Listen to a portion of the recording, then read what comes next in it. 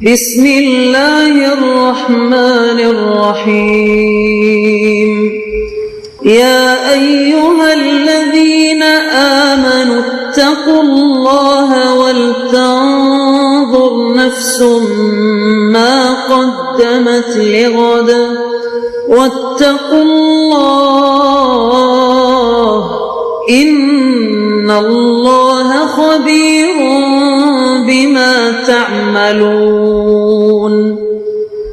اے ایمان والو، اللہ سے ڈرتے رہو اور ہر شخص کو دیکھنا چاہیے کہ اس نے کل یعنی آخرت کے لیے کیا سامان بھیجا ہے، اور ہم پھر کہتے ہیں کہ اللہ سے ڈرتے رہو، بے شک اللہ تمہارے سب اعمال سے خبردار ہے۔ بسم اللہ الرحمن الرحیم، الحمد للہ رب العالمین، والصلاة والسلام على اشرف الانبیاء والمرسلین وعلى آلہ واصحابہ اجمعین ومن تبعہم بإحسان الى یوم الدین۔ قابل صد احترام حضرات شائقین و شائقات سچا پیغام، السلام علیکم ورحمۃ اللہ وبرکاتہ۔ آج کی محفل میراث النبی کے نورانی پروگرام میں آپ کا استقبال ہے۔ اہلا و سہلا مرحبا۔ ہم آپ تمام حضرات و مستورات کا خیر مقدم کرتے ہیں۔ محترم حضرات و خواتین، تعلیم کا آغاز ہو رہا ہے۔ سب سے پہلے آداب تعلیم کا لحاظ کرتے ہوئے تعلیم کی طرف متوجہ ہو جائیں۔ پورے دھیان سے سننا، عمل کی نیت سے سننا اور تبلیغ کی نیت سے سننا، یعنی سنی ہوئی باتیں دوسروں تک پہنچانے کے جذبے سے سننا۔ چند خاص آداب تعلیم ہیں، امید ہے کہ آپ حضرات ان آداب کا ضرور خیال رکھیں گے۔ جزاکم اللہ۔ بسم اللہ الرحمن الرحیم۔ سحری کھانا سنت نبوی ہے۔ حضور صلی اللہ علیہ وسلم کا ارشاد ہے کہ خود اللہ رب العزت اور اس کے فرشتے سحری کھانے والوں پر رحمت نازل فرماتے ہیں۔ کس قدر اللہ جل جلالہ کا انعام اور احسان ہے کہ روزے کی برکت سے سحری کھانے کو امت کے لیے ثواب کی چیز بنا دیا، اور اس میں بھی مسلمانوں کو اجر دیا جاتا ہے، ثواب دیا جاتا ہے۔ بہت سی احادیث میں سحری کھانے کی فضیلت اور اجر و ثواب کا ذکر ہے۔ بہت سے لوگ کاہلی کی وجہ سے، سستی کی وجہ سے اس فضیلت سے محروم رہ جاتے ہیں، اور بعض لوگ تراویح پڑھ کر کھانا کھا کر سو جاتے ہیں اور وہ اس کے ثواب سے محروم رہتے ہیں، اس لیے کہ لغت میں سحر اس کھانے کو کہتے ہیں جو صبح کے قریب کھایا جائے۔ بعض نے کہا ہے کہ آدھی رات سے اس کا وقت شروع ہو جاتا ہے۔ صاحب کشاف نے اخیر کے چھٹے حصے کو بتلایا ہے، یعنی تمام رات کو 6 حصوں پر تقسیم کر کے اخیر کا حصہ، مثلا اگر غروب آفتاب سے صبح صادق تک 12 گھنٹے ہوں تو اخیر کے 2 گھنٹے سحری کا وقت ہے، اور ان میں بھی تاخیر کرنا بہتر ہے، بشرطے کہ اتنی تاخیر نہ ہو کہ روزہ شک میں پڑ جائے۔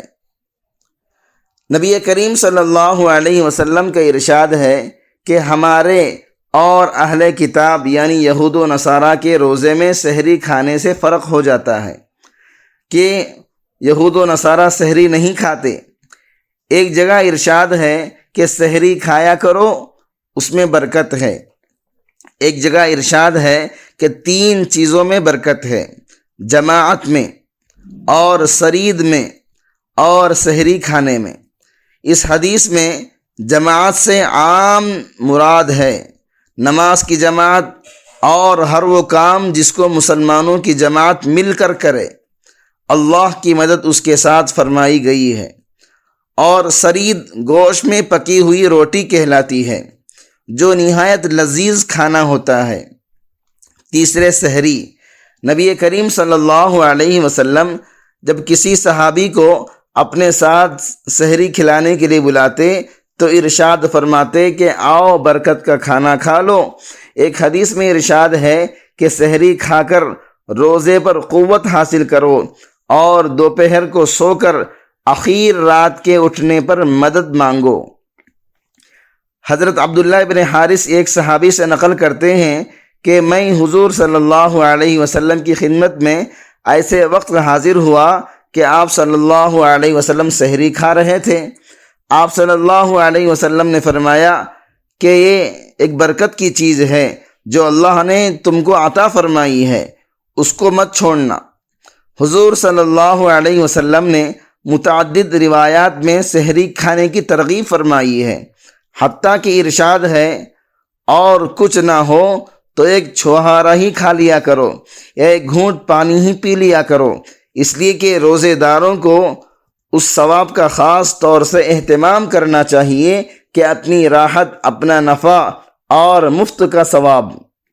مگر اتنا ضروری ہے کہ افراط اور تفریط ہر چیز میں نقصان دینے والی ہے، اس لیے نہ اتنا کم کھائے کہ عبادت میں ضعف محسوس کرنے لگے، کمزوری محسوس کرنے لگے، اور نہ اتنا زیادہ کھائے کہ دن بھر کھٹی ڈکاریں آتی رہیں۔ خود ان احادیث میں بھی بہت زیادہ کھانے کی ممانعت آئی ہے۔ محترم ناظرین کرام، اس دینی اور ایمانی بیان کو سننے کے دوران ہی اس کو لائک کر دیجئے اور شیئر بھی کر دیجئے تاکہ دوسرے بھی اس سے فائدہ اٹھا سکیں۔ اللہ آپ کو جزائے خیر عطا فرمائے۔ حضور صلی اللہ علیہ وسلم کا ارشاد ہے کہ روزہ آدمی کے لیے ڈھال ہے جب تک اس کو پھاڑ نہ ڈالے۔ ڈھال ہونے کا مطلب یہ ہے جیسے آدمی ڈھال سے اپنی حفاظت کرتا ہے، اسی طرح روزے سے بھی اپنے دشمن یعنی شیطان سے حفاظت ہو جاتی ہے۔ ایک روایت میں آیا ہے کہ روزہ حفاظت ہے اللہ کے عذاب سے، ایک اور روایت میں ہے روزہ جہنم سے حفاظت ہے۔ ایک روایت میں آیا ہے کسی نے عرض کیا، اے اللہ کے نبی، روزہ کس چیز سے پھٹ جاتا ہے؟ آپ صلی اللہ علیہ وسلم نے فرمایا، جھوٹ اور غیبت سے۔ ان دونوں روایتوں میں اس قسم کے امور سے بچنے کی تاکید آئی ہے۔ روزے کا گویا ضائع کر دینا اس کو قرار دیا گیا ہے۔ بعض علماء کے نزدیک جھوٹ اور غیبت سے روزہ ٹوٹ جاتا ہے۔ یہ دونوں چیزیں ان حضرات کے نزدیک ایسی ہیں جیسے کہ کھانا پینا وغیرہ سب روزے کو توڑنے والی اشیاء ہیں۔ جس طرح روزے کے اندر کھانے پینے سے روزہ ٹوٹ جاتا ہے، اسی طرح روزے کے اندر جھوٹ اور غیبت سے بھی روزہ ٹوٹ جاتا ہے۔ یہ بعض علماء کا قول ہے۔ جمہور کے نزدیک اگرچہ روزہ ٹوٹتا نہیں مگر روزے کے برکات ختم ہو جائیں گے۔ نبی کریم صلی اللہ علیہ وسلم سے کسی نے دریافت کیا، غیبت کیا چیز ہے؟ آپ صلی اللہ علیہ وسلم نے فرمایا، کسی کے پیٹھ پیچھے ایسی بات کرنا جو اسے ناگوار ہو۔ سائل نے پوچھا، اگر اس میں واقعتاً وہ بات موجود ہو جو کہی گئی؟ تو حضور صلی اللہ علیہ وسلم نے فرمایا، تب ہی تو غیبت ہے۔ اگر واقعتاً وہ چیز موجود نہ ہو تو بہتان ہے۔ روزے کے فضائل۔ حضور صلی اللہ علیہ وسلم ارشاد فرماتے ہیں کہ اللہ تعالیٰ کا ارشاد ہے، روزے دار کی منہ کی بو میرے نزدیک مشک سے زیادہ پسندیدہ ہے۔ ایک دوسری حدیث میں ارشاد ہے کہ ابن آدم کا ہر عمل اس کے اپنے لیے ہے اور روزہ میرے لیے ہے، میں ہی اس کا بدلہ دوں گا۔ اللہ رب العزت نے روزے کو اپنا عمل اس لیے قرار دیا ہے کہ بندہ کھانا پینا اور شہوت کو اللہ کے لیے چھوڑتا ہے۔ حقیقت یہ ہے کہ جس قدر نفس کشی روزے کے اندر پائی جاتی ہے کسی دوسری عبادت میں نہیں پائی جاتی۔ روزہ ریا سے بھی انسان کو پاک کر دیتا ہے، یعنی روزہ ریاکاری سے بھی انسان کو پاک کر دیتا ہے۔ ایک جگہ ارشاد ہے، روزے میں ریاکاری نہیں ہوتی۔ روزہ ایسا راز ہے جو صرف اور صرف اللہ اور روزے دار کے درمیان ہوتا ہے، کسی دوسرے پر وہ آشکارا نہیں ہوتا۔